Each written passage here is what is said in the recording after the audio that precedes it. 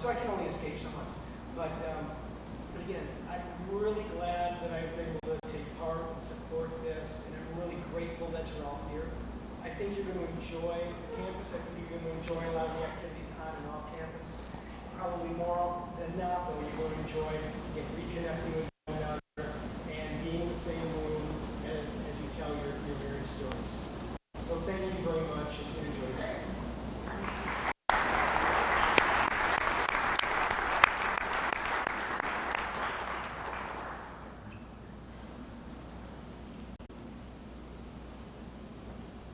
Hi everybody, I'm Mark May. I am the conference vice president of this, our 76th annual UFPA conference. Yay!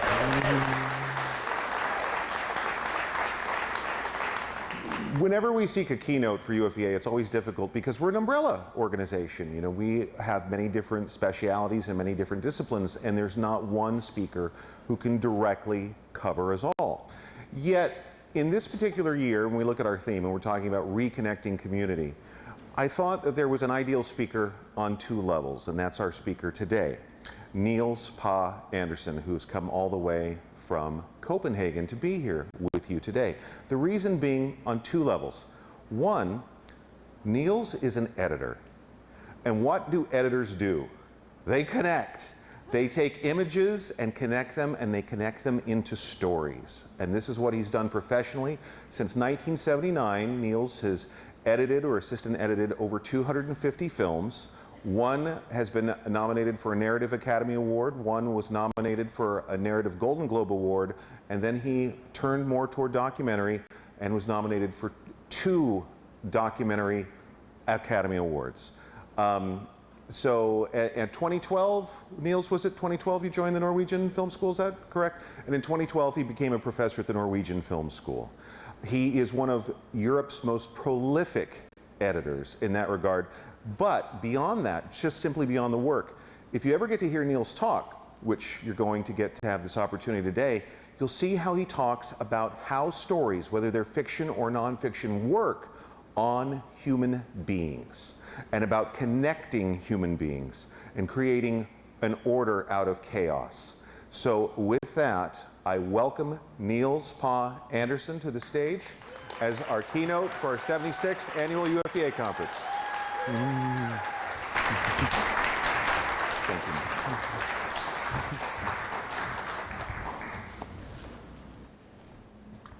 I just want to check that. Power, right?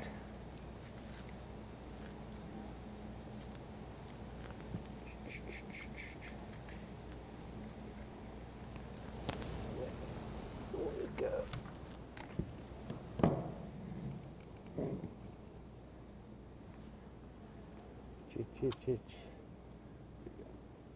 Is that the right one?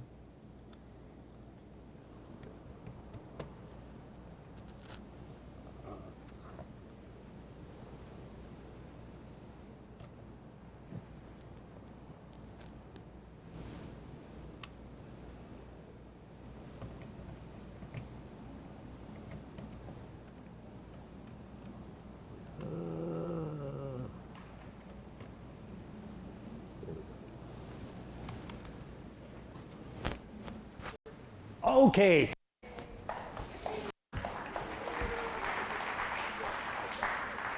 That was one of those small, unpredictable things that is a good opening, right? First of all, thanks a lot for inviting me, and it's great to be here among colleagues, filmmakers, and teachers. And yeah, it was, such a big welcome, so I'm almost a little blushing and have to find my way, but I will do it.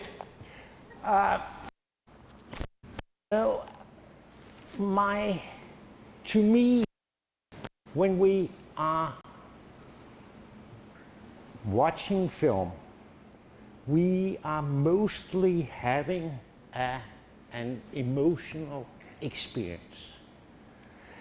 That means that we filmmakers, we teachers, we have a dilemma, because how do we talk?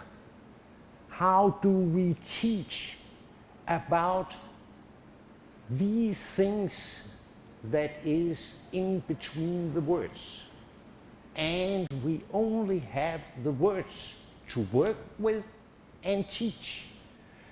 And to me, when I'm saying that film is an emotional stream over time, it doesn't mean that we can't have intellectual considerations, thoughts afterwards. All of us, some of our biggest emotional experience in our life, we have been thinking a lot about. So it's that there is a kind of, it's lower or a contradiction between emotion or emotional understanding and intellectual understanding. For me, they go hand in hand.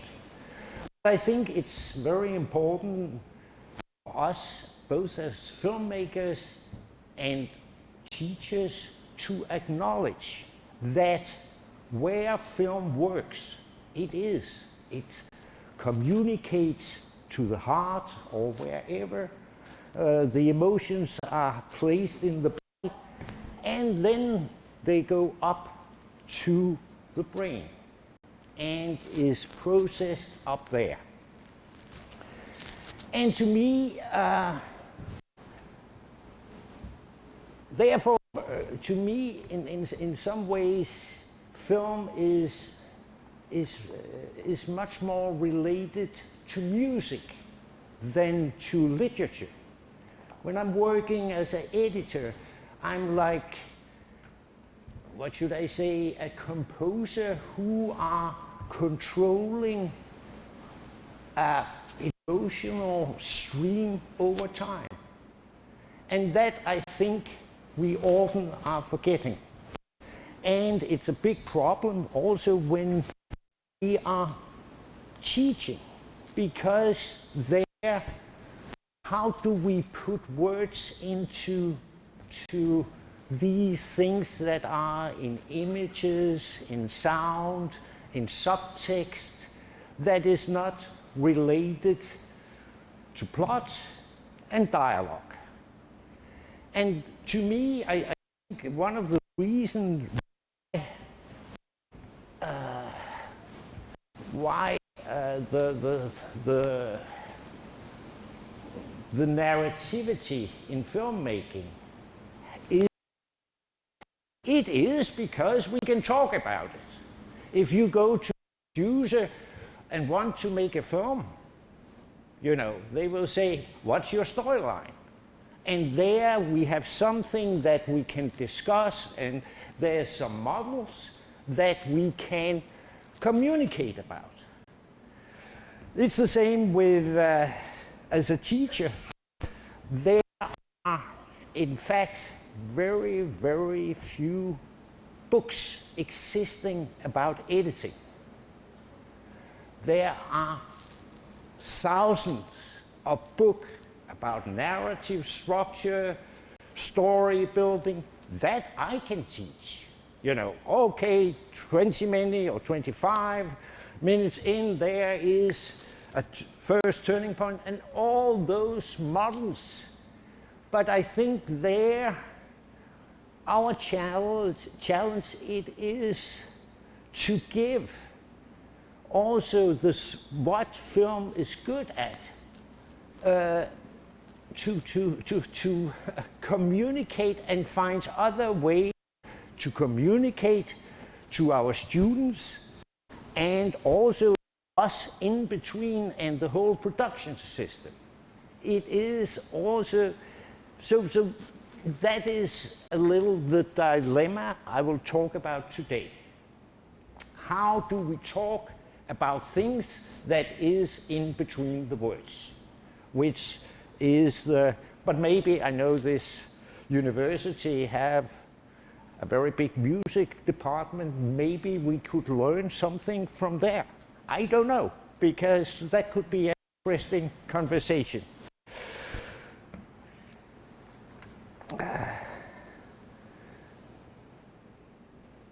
I have myself never been to any film school. In Denmark, there wasn't any education in film editing when I, as a young man, was crazy about film. But I was very lucky, and I became 16-year-old assistant for one of Scandinavian absolutely best editors at that time. It was pure luck and a little stubbornness from my side. And I became his assistant and worked for him and other editors for some years. And then one day he pushed me and said, now you're ready. And I was saying, no, I'm not ready. And he said, yes, you are. And I jumped in to edit my first film myself. And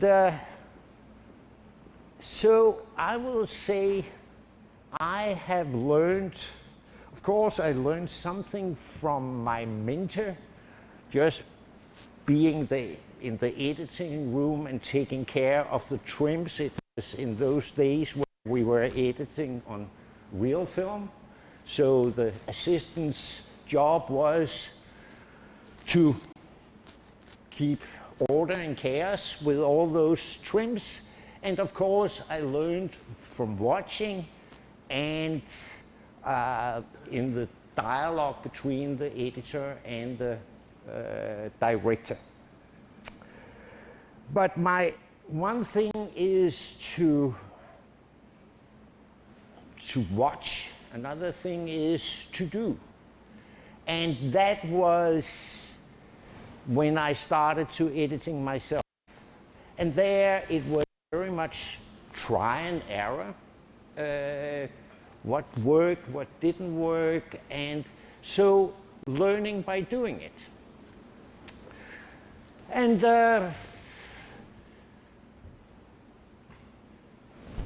I made it. I worked on all kinds of films where I could get a job because I was a young editor.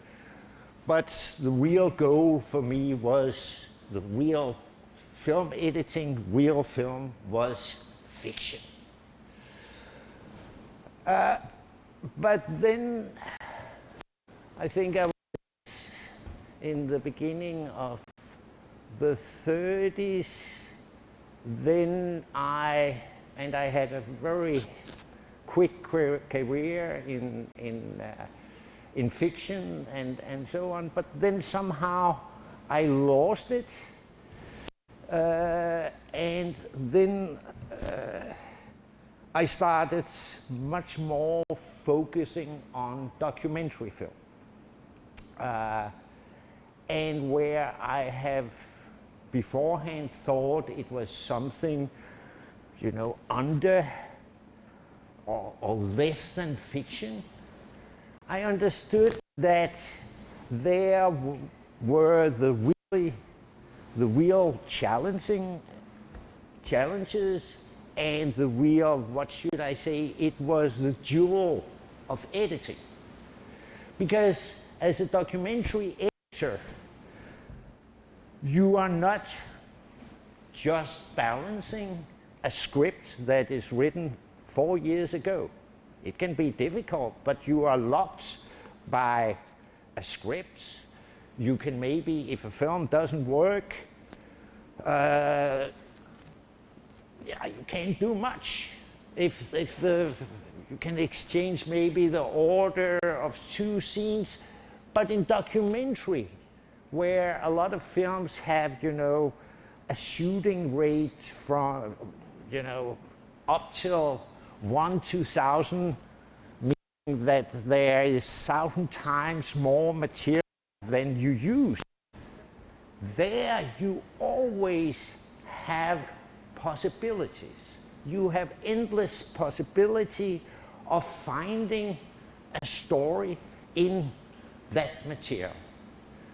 And that finding a story, it's not only, of course, the director is the boss, but it's a dialogue in between the editor and the director. So it's 10 times harder, I will say. I have sleepless nights in the middle of the editing process, because how do we solve that problem and so on, that I don't necessarily have on fiction. But I'm a person who likes challenges, so that is where I ended, and I'm very happy to work with documentary films. And I do once in a while a fiction, but it is because the director, we have started in documentary and have become friends or have a continuous kind of developing artistic relationship. So of course, if they want to do fiction, joining them. But when I was, I think it was when I kind of gave up fiction, then I started to teach a little bit. I was doing some more technical courses, and I thought, you know, maybe no, teaching wasn't me. I'm a film editor, you know, and maybe also my father was a teacher, then I shouldn't never be a teacher, you know, these kind of maybe a little stupid thing. But then I started to teach, and at courses, at workshops, and that was very important for me in my understanding of what I was doing. Because beforehand it was enough that me and my director was agreeing, wow, this flows, or it goes, or it doesn't work, you know, in our communication. But I didn't necessarily needed to understand why it worked or it didn't work. So, but as a teacher, then suddenly I had to understand intellectually what I was doing, to communicate the and to teach these things. So I always saying, first I learned by doing, and then I learned a whole lot by teaching. And I will say my kind of career as a teacher have had a very big influence on my work as an editor. Because if you have a conscience, if you develop a language around what you are doing, then you can also change it. Then you can understand deeper and also put up goals, say, how come? What if we try something else here? And those kind of things. So I have been very happy to be a teacher, and then, as Mark told, I was hired to be a professor in editing at the Norwegian Film School. And there opened up, by that job, a possibility to do artistic research. And I got some paid time to dig down into my 40 years experiences as an editor, and look at and tried, not only because when I had done master classes or workshops and those kind of things around the world, it has been, you know, then you have an afternoon, then you have 2 hours, or it's a film. So now I have time to look in a much bigger perspective on my own work. And the result became a book, Order and Chaos. And that book was also a reaction to that, first of all, that I realized there exist very few books about what I think is the core of editing, you know. And I was trying to describe those things that is outside the dramaturgical models, which is a tool, but it's only a tool. It's only an option, and in documentary film, if we are not capable of listening and see the world as it is, then we are just making a kind of half fiction where we are just confirming all the prejudices that we have and are pressing models over the realities, over the reality, instead of listening to the reality and then on what we experience is the reality, is then using the different narrative models as a tool. So it's, you know, the other way around, it comes from the material, then you use material instead of having these models, storylines, and so on, that you are pressing over the reality.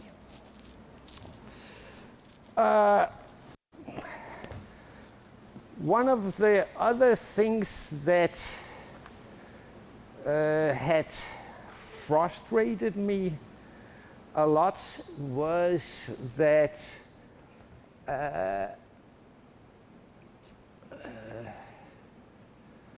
lot of books about film analyze the final result,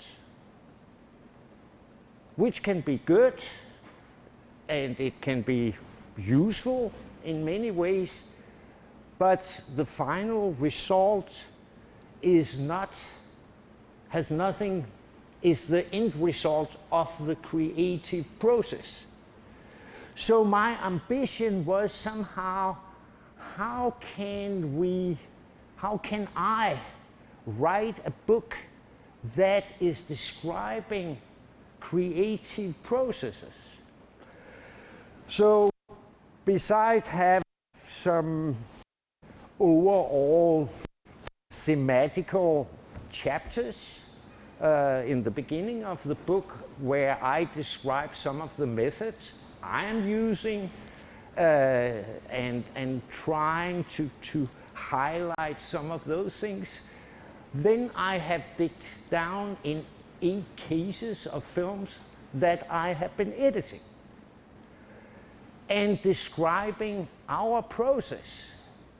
And you know, you're sitting with 1,000 hours material. Where do you start? You know, how do you approach that huge beast of chaos?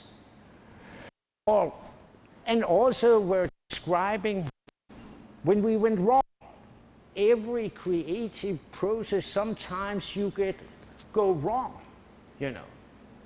And that doesn't mean that you should just be kind of totally fluffy into using your intuition. Bullshit. You should have a direction, but like a painter, where you have an idea, here should be red, and then there should be some blue there, then you are trying it. And then you are seeing, no, blue, no, it should be purple instead of blue. And all these choices we are making that suddenly in the process is leading to new choices. That kind of process. That was my ambition. Another thing that had frustrated me as about film books, and especially in old times when we didn't have the internet and Denmark was a small country, you were reading a lot about films that you have never seen, you know. So then I was thinking, but somehow in modern times it must be possible to make a book where you have clips from the film that I'm describing. So in these eight case studies, before each chapter, I have very kindly from the producers got permission to use half an hour of the films. And it's not, you know, illustrative in this, now see here in these 3 minutes there happened. So it's not, no, it is 3 edits of 10 minutes. So you get a feeling as an audience of the film's style, its language, and its rhythm. And then after the chapter, I know that the readers are much more shopping around in an ebook, but in my order, so to speak. So first there is half an hour clips, then I have a text about our process, and then I have filmed a conversation with the directors that have made those films, where we are sitting talking about how we made that film. So that was my intention. And also another thing with the ebook, because I'm traveling a lot, not only as an editor working in all over the globe, but I'm also teaching all over the world. And then I also thought that this ebook format could be genius, because if you're somewhere in Africa and Asia and so on, it is very or much easier to then get access to an ebook. So I was also thinking in distribution, and of course also the cost of an ebook is much less than a physical books, and there is a lot of places in this world where people don't have the same financial resources as we have here in the West, and at the same time they don't have the same production infrastructure, supporting system, film school, all the financing, all those things, but they are making films, because nowadays everybody can make a film on their mobile phone and so on. The production cost and the democratization of the film media have also meant that there are made a lot of films around the world. So that was also one of my ambitions of the book. But I want to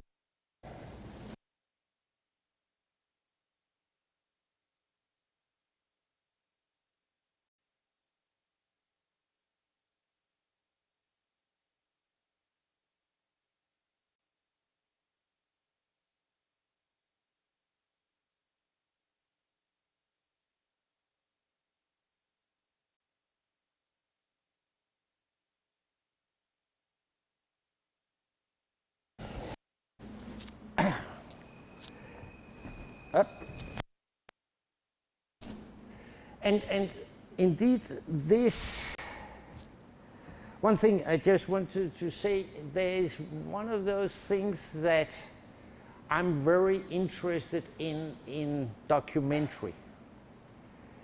And that is authenticity. That is what we have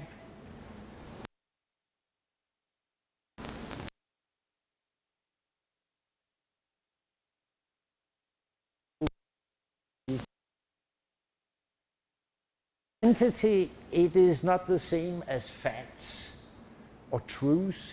It's an emotional feeling of truth. And I think it is a very beautiful thing with us human beings that we are very good in reading each other's subtext and authenticity, you know. And I think it's a much bigger part of human communication than we want to believe. We want to believe it is what we are saying, how it's the head, that is part of what is important, but you know, it's not only my words that is communicating to you.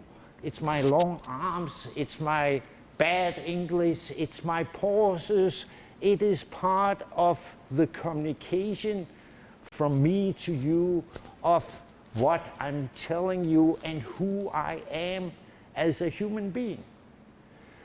So, and that is what, you know, that is what fiction is fighting for to get.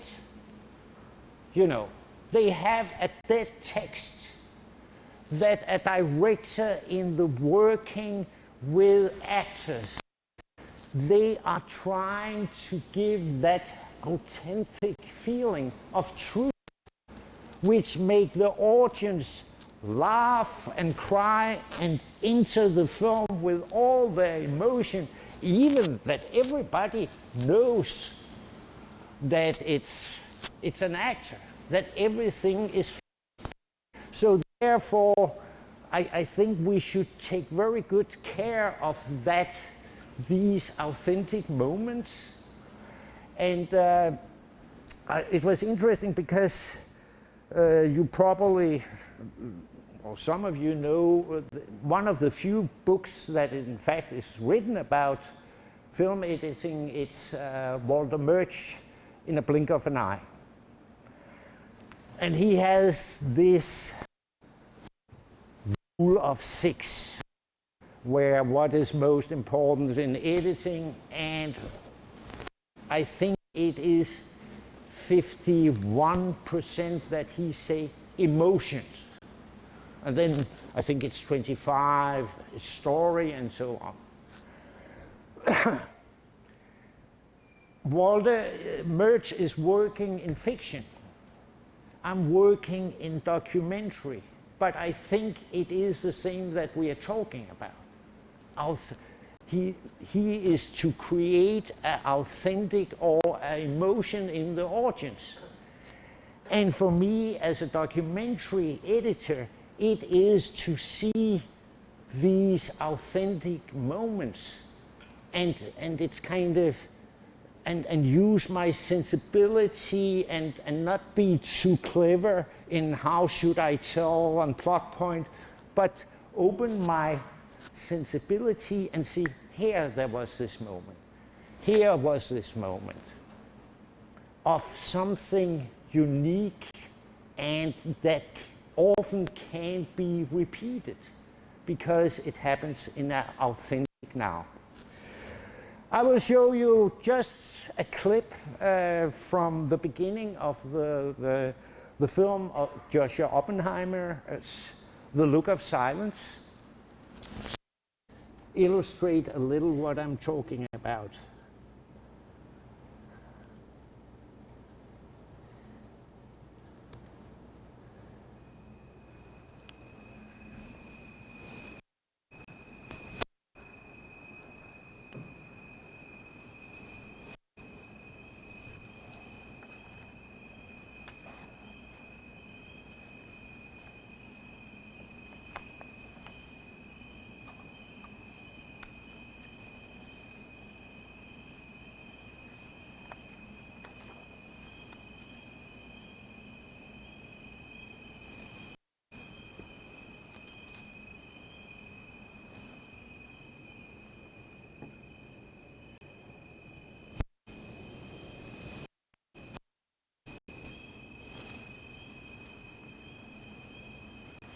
Saya bernyanyi memanglah sengaja buat paripur hatiku yang susah.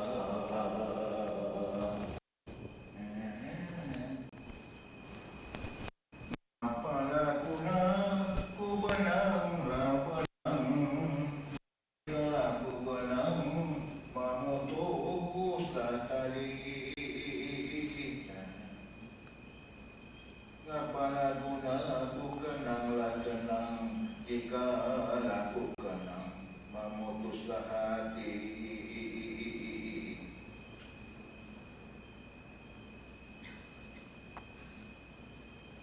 Hari Segido, suka saya. Apa itu kan? Kalau nggak punya udara, itu adik pun ada di paling ikut. Tunggang saja, keluar lidahnya.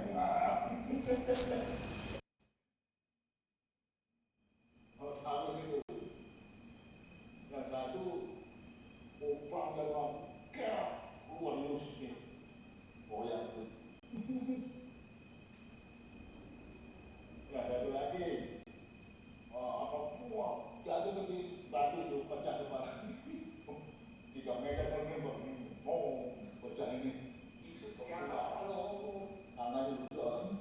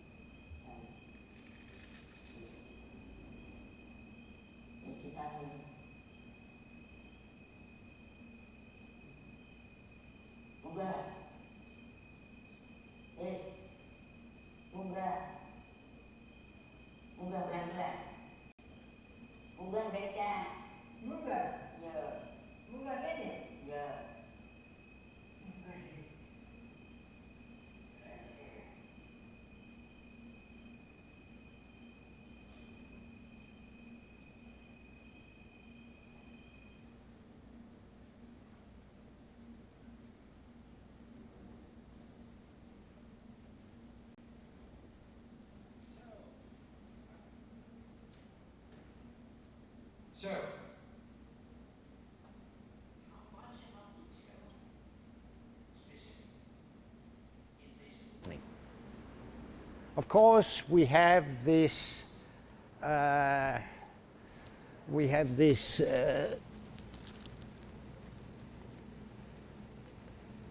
text with the trucks. Now there's so much light, so it's hard to see that image where we are setting up the whole context.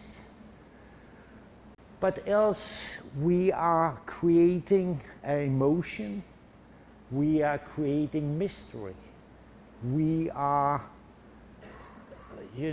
we are holding back. And this film was the second part of what we called a companion piece, where the first film was The Act of Killing, where Josh had made that very controversial choice to take out the good of the storytelling. All storytelling is basically a kind of, it is the fight between the good and the evil, right? It is a kind of backbone in most storytelling.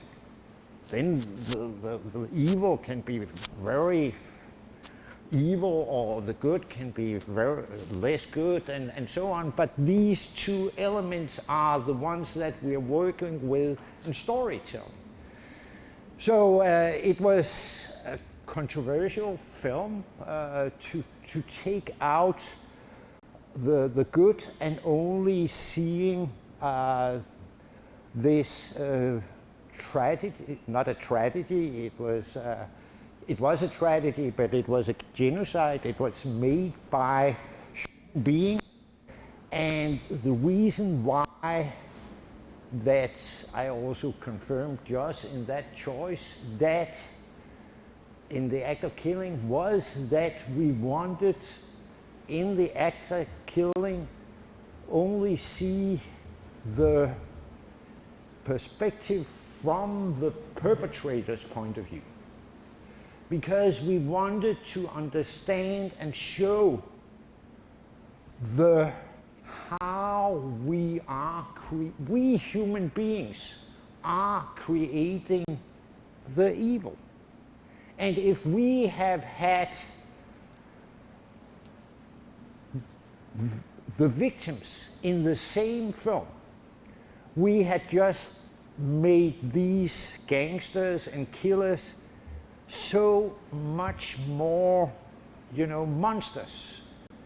And where we really was trying to see, yes, even though we don't want and shouldn't have and should fight the evil, it is something human that we human do.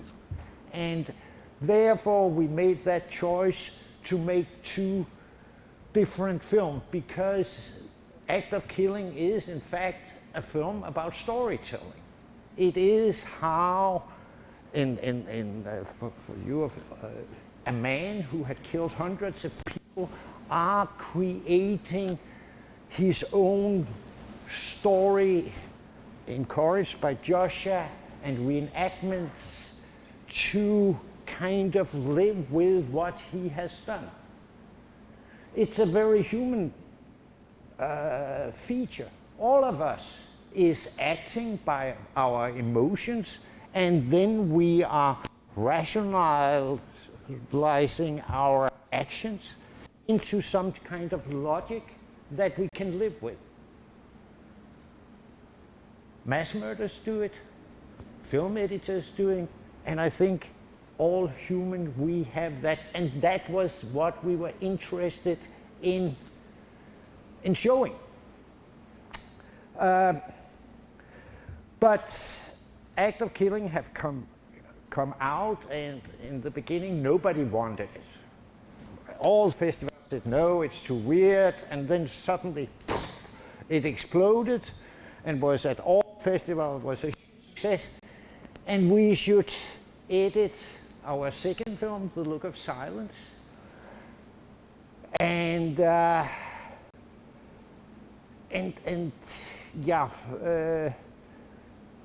but it was, you could imagine that there would be a lot of fear, because with all, I think it won 40 prizes and Oscar nominated, all this. But in fact, it was an extremely joyful process. And I remember I was saying to Josh, and we called Act of Killing our little fat ugly baby.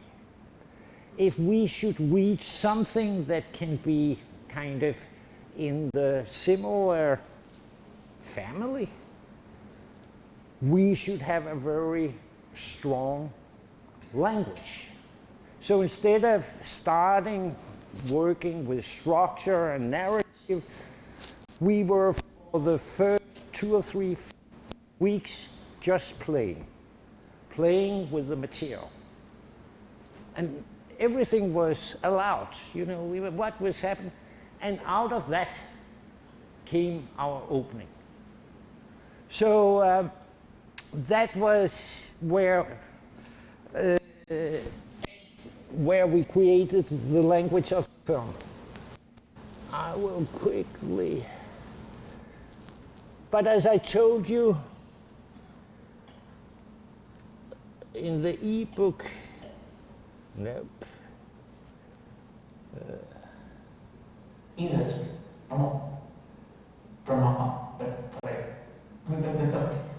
Okay, so here comes. Still, it's in those contrasts. It's in those. So here comes the clip from my conversation with Josh about, in the ebook, about our. Contrast with the questions are asked.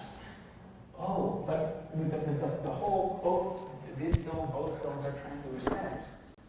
And it was this very simple thing that at the beginning when I started filming the perpetrators, I felt like I was looking for monsters, but I kept finding human beings. And Charlotte Synagogue opens The Look of Silence.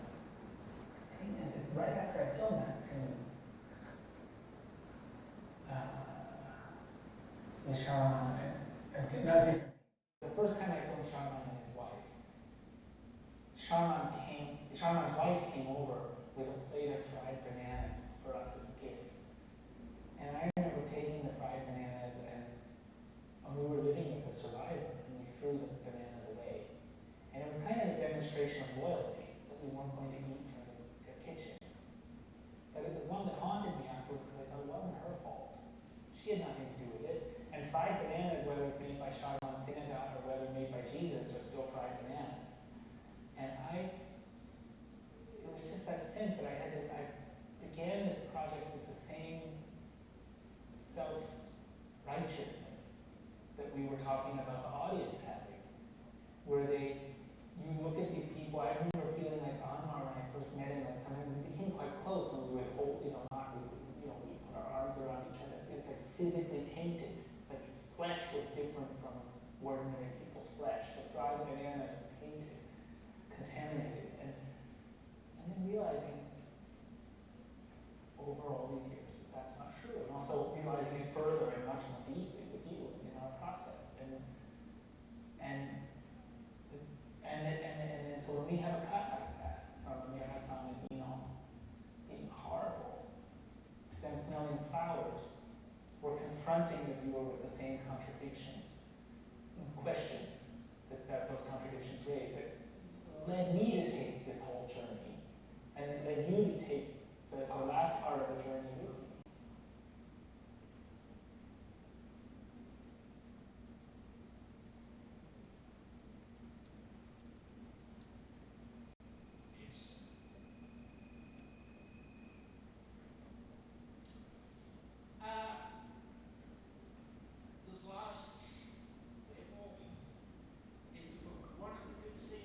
One of the few good things about getting old, it is you get perspective, right?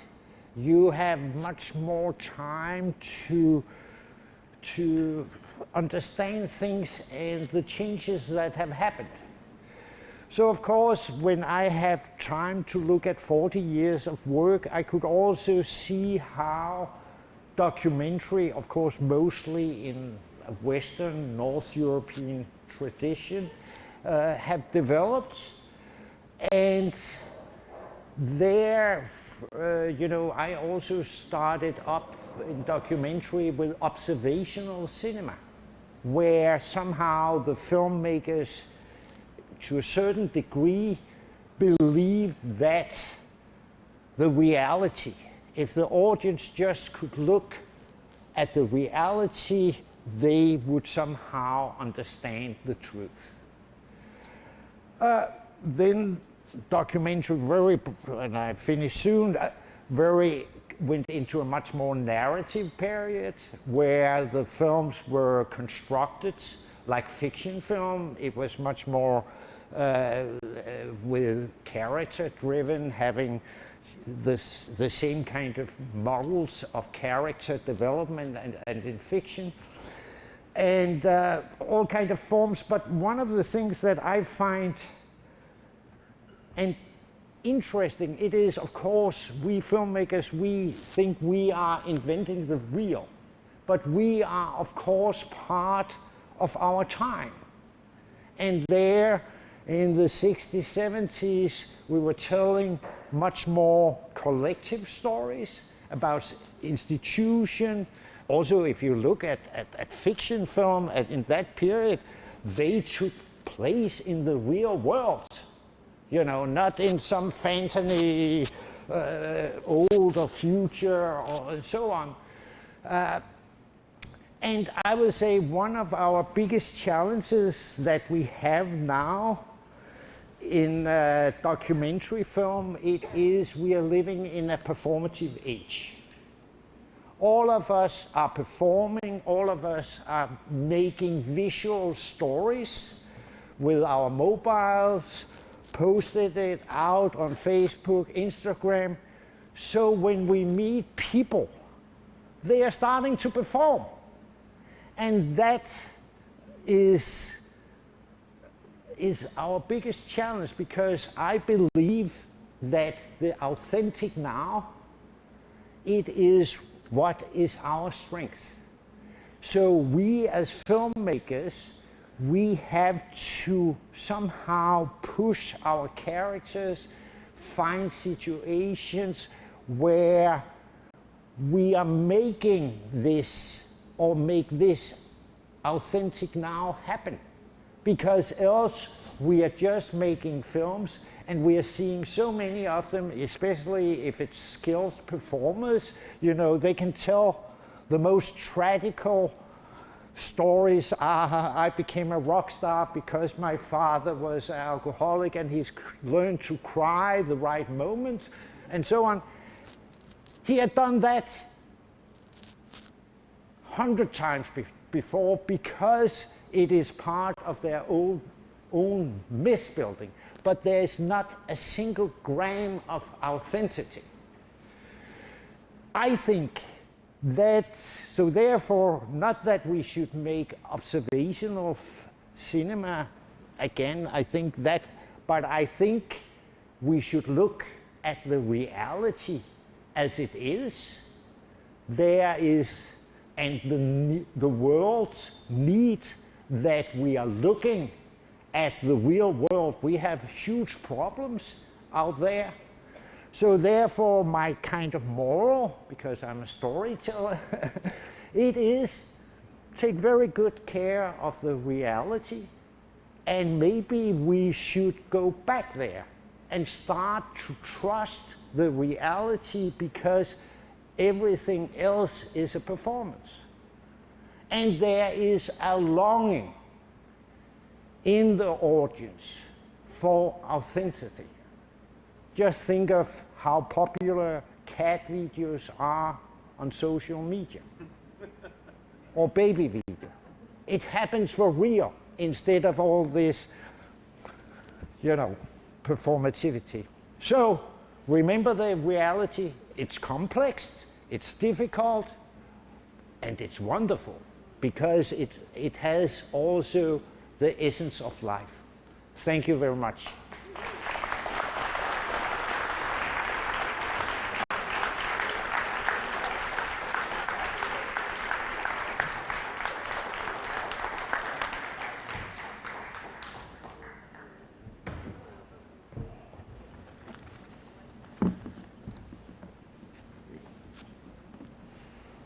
All right, everybody. Oh. All